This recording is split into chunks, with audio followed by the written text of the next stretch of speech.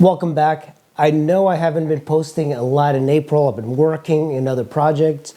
This is the current status of the sculpture, and I haven't really done much since the last time you saw the video, but I wanted to post a video showing what I've gotten so far of Thanos.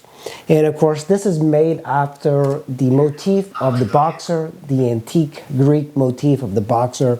So I wanted something to be a little bit looser. So at this point, I'm just adding details on the various boots and armor, and then after that, I will be firing it.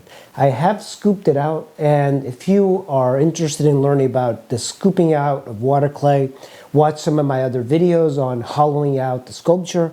All of this is hollow. I have dug various caves in here and connected all the tunnels, and then vented it through this large round barrel all the way to the base.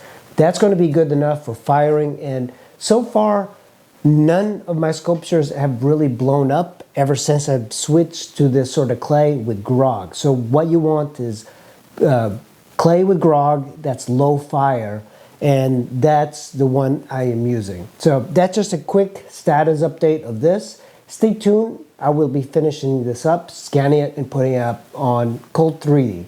Hope you enjoy. Thank you for watching.